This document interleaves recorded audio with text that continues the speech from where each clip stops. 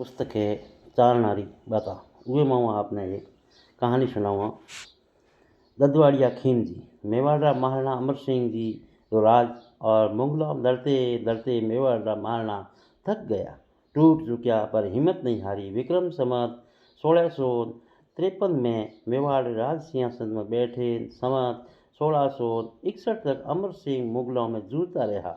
महाराणा हमीर सिंह लेकर अमर सिंह तक मेवाड़ स्वाधीनता की लड़ाई लड़ते रहो। अकेले मेवाड़ अनेक योद्धाओं ने 3-3, 4-4 पीढ़ियों तक लड़ते सदा के लिए सो गई। इन विषम परिस्थितियों से गुजरने के कारण मेवाड़ को अब विश्राम की आवश्यकता थी। लड़ लड़कर कितना लड़े। झाला हरिदास और हरकरण पंवार की मंत्रणा से शहजादा खुर्रम के पास संधि का प्रस्ताव भेजने हेतु राजकुमार करण सिंह को राजी किया। करण सिंह को भी ये मंत्रणा ठीक लगी कि लंबे अरसे से चली आई दुश्मनी मित्रता में बदल जाएगी। इसके पश्चात मेवाड़ में शांति का समय आया। लोग शांति और सुख का अनुभव करने लगे। करण सिंह ने भी अपने राज्य में विकास व निर्माण का सुख अनुभव करने लगे और करण सिंह जी ने भी विकास का काम शुरू कर दिया। मेवाड़ के ठिकानों में सांगर देवताओं का ठिकाना बाठेड़ा, जहाँ का जागीरदार राव भूपत राम बहुत ही समझदार गुणग्राही। उसकी समझदारी की चर्चा आसपास के पूरे क्षेत्र में विख्यात थी। बहुत समझदार और उमारी जो थी वो पूरे क्षेत्र में लोगों में विख्यात थी। राव जी का यह सुनकर पास के लोग धारता नामक गांव के चारण ददवाड़िया उदय भाण के जवान पुत्र खीमजी ने रोजी रोटी की तलाश में राव जी भूपत राज जी के पास जाकर अपनी किस्मत आजमाने की सोची। उसने अपने दिल की बात बूढ़ी माँ को बताई। माँ ने स्वीकृति दे दी। दूसरे ही दिन सवेरे अपने घोड़े पर काठी बांध माँ का आशीर्वाद लेकर घोड़े पर टपर टपर करता बाहेड़ा मार्ग कर ले लिया। चलते चलते माँ ने सूरमा करके एक पोटली में बांध कर साथ में दिया था। माँ अगर वो जो चूरमो बनाए हाथे दियो तो सूर्यदेव बिल्कुल सिर पर आ चुके थे। खीमजी मन में अनेक विचारों में डूबे चले जा रहे थे। गर्मी भी अब सताने लगी थी, प्यास भी लगी थी और भूख भी लगी। रास्ते में कुएं का गहरा आम का वृक्ष देखकर खीमजी ने वहीं थोड़ी देर विश्राम करने करके घोड़ा मोड़ा और कुएं पर जाकर के घोड़े से काठी खोली। काठी मतलब काठी अर्थ बताया, कहने गया करे। घोड़े को पानी पिलाकर पैरों में पाखड़ा लगाकर छोड़ दिया। और पाखड़ों कहने के ये भी अर्थ आप कमेंट बॉक्स में बताओ। घोड़ा पानी की खेड़ियों पर लगी हरी घास चलने लगा। खुद खीमजी ने खेड़ी से पानी लेकर हाथ मुंह धोकर पोटली से चूरमा निकालकर खाया और पानी पीकर एक लंबी डकार लेकर सोचा थोड़ा लेट जाऊं, थोड़ा के आराम कर लिया। आम की गहरी छाव, ऊपर कोयले बोल रही है, ठंडी हवा, कब नींद आई कुछ पता ही नहीं चला। उसी रास्ते पर माहौली गांव का एक महाजन है बढ़िया थोड़ी देर पश्चात अपने घोड़े पर वहां से गुजरा। कुएं पर आम की छाव में एक जवान को सोते हुए देखा और जो नज़ारा देखा उसे देखते ही रहेगा। विश्वास नहीं हो रहा था कि ये दृश्य वास्तव में सच्चा है या फिर भ्रम। पहले सिर्फ कहानियों में सुन रखा था, पर आज तो उसने आंखों के सामने प्रत्यक्ष देखा कि आम के नीचे सो रहे व्यक्ति के सिराने एक काला नाग फण धीरे धीरे बाईं तरफ की ओर लहरा रहा है। वह जवान निश्चित सोया खड़ा दे रहा जवान हुई रहो है और वे माथे वासंग नाग है जो कोगिर माथे झूल रही है। वे अचंभित अवस्था में सेठ जी ने अपने आप को संभाला और उससे रहा न गया। दूर खड़े उन्होंने जोर से खांसा। सरप अपना फन समेट कर पास के बिल में घुस गया और हाँ तो वो पासो बिल में गयो। सेठ जी घोड़े से उतरकर खीमजी के पास गए और उसको जगाया। सोए हुए व्यक्ति का नाम पूछा, किस गांव का है, कहाँ जाएगा, क्या काम है आदि बातें पूछकर पूरी जानकारी लेने के बाद सेठ बोला, देख भाई, आज जो मैंने देखा वह फल फल मुझे दे दे। खीमजी जवान फिर चारण का बेटा खीमजी जवान था और चारण बेटा था, समझ गया सेठ की इस बात में कोई न कोई राज जरूर है। उसने महाजन को पूछा कि तूने क्या देखा और उसका फल क्या चाहते हो। पर महाजन टस का मस्त हुआ। उसका तो एक ही आग्रह था कि मैंने जो देखा है उसका फल मुझे अर्पण कर। महाजन 20 तो खीमजी 21। खीमजी तो बिल्कुल ही मुकर गए। जरूर कोई अच्छी ही बात तूने देखी होगी, वो भला तुझे क्यों दूं, और मैं तो गरीबी से तंग आकर घर छोड़कर निकला हूँ रोजी रोटी की खोज में, और यदि सुकून अच्छे हैं तो मुझे नौकरी मिलेगी, वह भी तुझे दे दूं तो मैं वैसा का वैसा रह जाऊंगा। ना भाई ना, मैं सौदेबाजी नहीं करता, मैं रास्ते जाऊंगा, तू तेरे रास्ते जा, मेरे सुकून मेरे पास ही रहने दे। मारा हुकुन है वो मारे गुड्डे रेवण दे। सेठ ने जब देखा कि यह तो भाया ट्रस्ट का मस नहीं हो रहा है, तो एक पासा और फेंकते हुए, यदि मैं तेरी नौकरी लगे तो रुतबा बढ़े तो मुझे अपनी सेवा में अवश्य रखना। खिमजी खूब हंसे। सेठ जी, क्यों मजाक कर रहे हो? मेरे घर में तो खाने को दाना नहीं और तुमको सेवा में रखूं, कैसी बेइज्जती की बातें करते हो? सेठ जी ने जब बहुत ही जिद पकड़ ली तो अपना पीछा छुड़ाने हेतु वचन दिया, अच्छा बाबा, अच्छा, तुझे मेरे पास रखूंगा, बशर्ते मैं उसे योग्य बनूं। सेठ ने भी संतोष की सांस लेते हुए अपनी अंटी में 10 रुपये खलदार खिमजी को खर्ची के थमाते बोला, इसको उधार समझना, जब हो तो वापस कर देना, और अपना नाम बता बताकर चलता बना। खिमजी अपने घोड़े पर बैठकर बाटेड़ा गांव की ओर धीरे धीरे मन ही मन में महाजन की बातों पर विचार करते जा रहे थे और हंस भी रहे थे। बेटे बनिए ने बातों ही बातों में वचन भी ले लिए। ऐसे कैसे सुकून इसने देखे कि मैं इसको अपने पास रखने की हैसियत वाला बन जाऊंगा। आज तो मैं खुद भूखा सताया और रोटी की खोज में जा रहा हूँ। खैर, धीरे धीरे अपने विचारों में खोया खिमजी अंतुआ संध्या के समय बाटेड़ा पहुंच गया और पहुंचते पूछते रावड़े में जाकर रावजी भूपत राम जी को मुजरा किया। चारण पुत्र को मर्यादा अनुसार खड़े होकर आदर देते हुए खिमजी ने अभिवादन स्वीकार किया। और अब खिमजी जो खड़ा हुए और चारण बैठो तो यह हरू आप उबा हुए अभिवादन स्वीकार करियो। अपने पास बिठाकर पूरा परिचय लेते हुए आने का कारण पूछा। कुछ देर बाद करके कोट के दरी खाने में खिमजी का डेरा करा दिया। राव जी खिमजी की बातों से, उसे रोबीले चेहरे से और तमीज और तहबीज से प्रभावित हुए और खिमजी को अपने पास रख लिया। अब खिमजी की क्या बातें, वह अब जहाँ रावजी जावे उनके साथ, और रावजी रे बेड़ारा बेड़ा। उदयपुर राज दरबार में रावजी जावे तो खिमजी रावजी रे हाथे, हिकार जावे तो खिमजी हाथे, इधर उधर अन्य ठिकाणों में जावे तो खिमजी हाथे राय हाथे। खिमजी तो अपनी व्यवहार कुशलता से रावजी की मूसरा बाढ़ बन गया। खिमजी पर रावजी की पूरी मर्जी और विश्वास। खिमजी भी रावजी की सेवा उतनी स्वाभिमान से करे।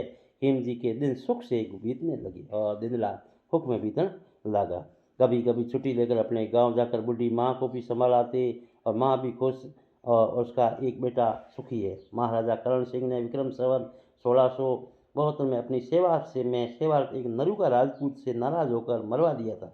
उस नरुका राजपूत के छोटे भाई ने उसी दिन साफा फेंक कर सिर पर अंगोछा बांधकर कसम खाई, जब तक मैं मेरे भाई का बदला नहीं लूंगा तब तक साफा सिर पर नहीं रखूंगा।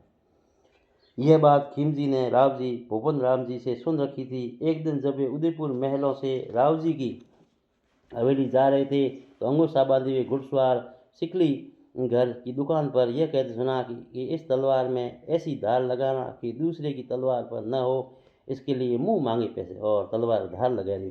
पहले के लोग पढ़े हुए कम थे, पर तजुर्बे के अगले इंसान की आंख, चाल, बोलने का ढंग, हाव भाव आदि से पता लगा लेते थे अगले ही इंसान की नीयत क्या है, उसके मन में क्या है। खिमजी ने घुड़सवार का खाका देखा, चलते हुए उसकी आंख में जहर देखा। बोली, सुनी बढ़िया घोड़ा नजर बाहर निकाला और सिकलीगर को जो बात कही वह सुनकर खिमजी तुरंत समझे कि हो न हो ये नरु का राजपूत है। आज इसकी नीयत में खोट है, अवश्य कोई न कोई अनिष्ट करेगा। अनिष्ट यानी भोलू कौन को यह निकलेगा।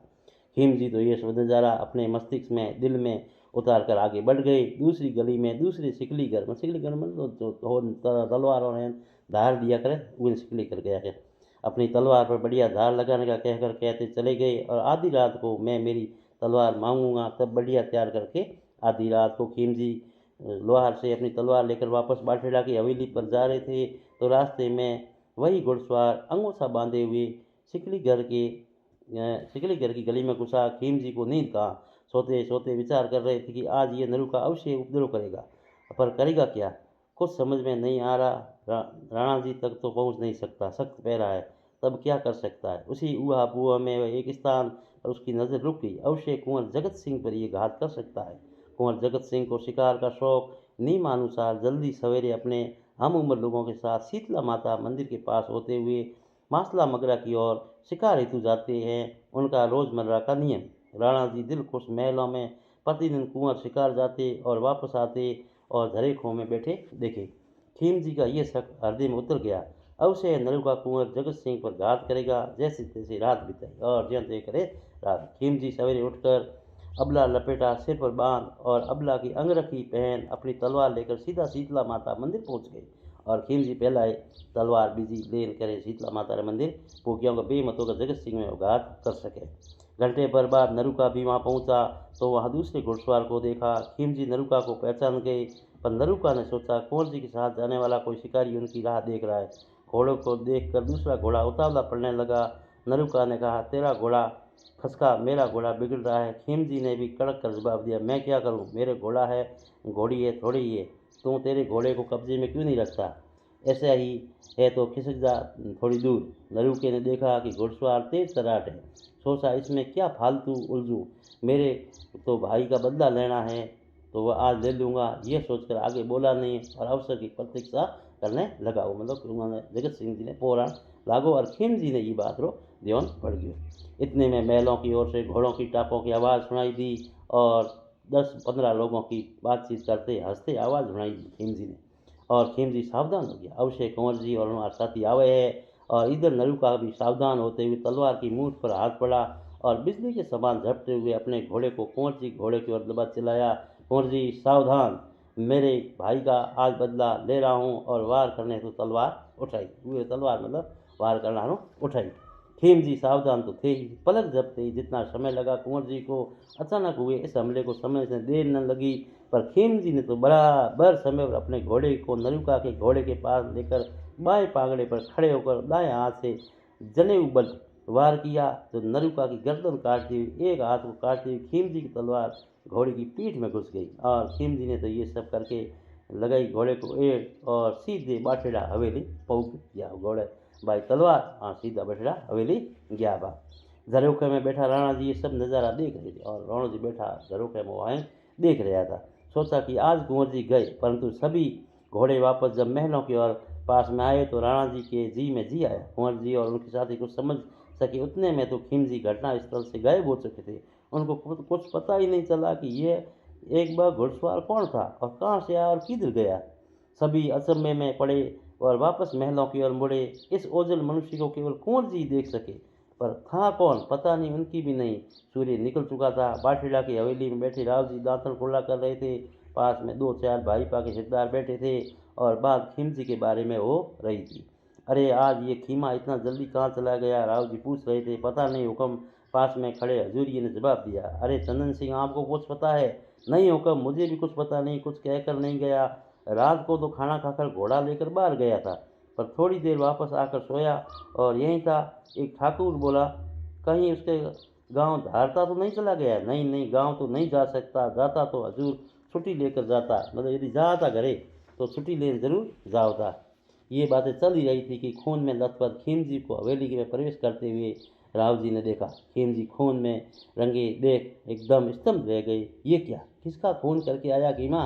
मानो सभी के मन में एक ही विचार साथ में, और खीमो के कहो खून करे आए। इतने में तो खीमजी अपने घोड़े के पास पेड़ से बांध सीधे राव जी के चरणों में तलवार रखकर हाथ जोड़कर खड़े हो गए। राव जी ने देखा होना था वो हो गया, जरूर किसी की हत्या करके आया है। और पर आया मेरी शरण में, इसको तो किसी हालत में निकाल कर नहीं दूंगा।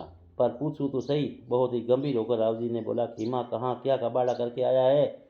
सब कुछ बता दो, अंदाता एक आदमी का कत्ल करना आयो है। राव जी मुँह से ने किसको मारा, क्यों मारा, कहाँ मारा, सब बातें राव जी एक साथ पूछ बैठे। खीम जी ने शुरू से लेकर आखिर तक सब घटना ज्यों की त्यों राव जी को सुना दी। राव जी के चेहरे पर चिंता की छाया कि उसके साथ खुशी की लहर दौड़ गई। उन्होंने तो दांतुन किया नहीं किया, झटपट कुल्ले करके आंखें छाट अंगों से हाथ पहुँचते खीम जी की ओर बढ़ाकर छाती से लगाते हुए, शाबाश ए देवी पुत्र, ए देवी पुत्र, वाह रे वाह, तूने गजब का काम किया। मेवाड़ी गद्दी के घड़ी को तूने बचा लिया। पास में बैठे सभी सजा सज खीमा की पीठ थपथपा बधाई देने लगा। राव जी बोले, खीमा तूने ऐसा काम किया जिसे राणा जी तुझ पर तो खुश होंगे ही, इसका श्रेय मुझे भी मिलेगा। बाठेड़ा राव जी के आदमी ने यह काम किया, वाह खीमा वाह, चल तुझे राणा जी के पास ले चलो। राव जी अपने कबीले के साथ महलों में पहुंचे और महलों में पहले से ही खड़बड़ी मची हुई थी। हर कोई पूछा क्या हुआ, कैसे हुआ, कौन था, कौन आदमी कुंवर जी की जान बचाई आदि। राव जी 10-12 घोड़ों मोहलों महलों के आता देखकर सन्नाटा छा गया। कौन हो सकते हैं घुड़सवार? सब सावधान हुए, तलवारों की मुठों पर हाथ गए। पर दूर से ही राजकुमार जगत सिंह ने खीमजी को पहचान लिया। राणा जी को अर्ज की, यही अम्बुआ लपेटे वाला आदमी जिसने नरुका को मारा। फिर तो बाठेड़ा राव जी को लोगों को पहचान लिया।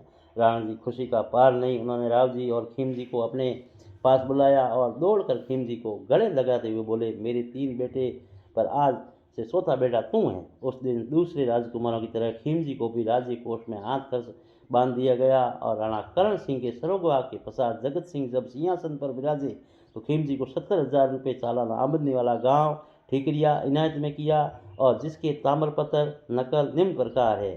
ठीक है, महाराज धीराज जगत सिंह के आदेश रातु गढ़वी खीमराज और कासेगाम ठीकरियो आगाड़ कर और उन्हें जागीर प्रदान करी।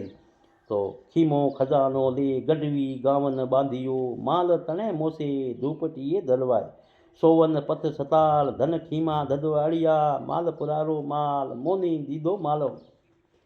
और कहो कि धन राणा इकलिंग धन मेवाड़ो देश धन जयमल अदवाड़िया जिण घर खीम नरेश। खीमजी वीर और दानो तो परंतु चारण को जन्म लेने के कारण नामी कवि भी थे। उनकी वीरता के कारण मेवाड़ महाराणा द्वारा उन्हें बड़ी जागीर प्रदान की गई। उनकी कविता के कारण सिरोही नरेश अखीराज ने उनको कायंद्रा गांव बख्शिश में दिया और महाराणा अखीराज ने अपने पिता राज सिंह का बदला लेकर सभी दुश्मनों को मरवाया। इस बोले खीमजी ने एक यश गीत गा करके महाराव को सुनाया। गीत सुनकर महाराव बहुत प्रसन्न हुए और सिरोही का कायंद्रा ग्राम बख्शिश में प्रदान किया। समत 17 सातों वर्ष सेत सुधी सौदस कावंद कवि खेम ने अखमल दियो अवेश।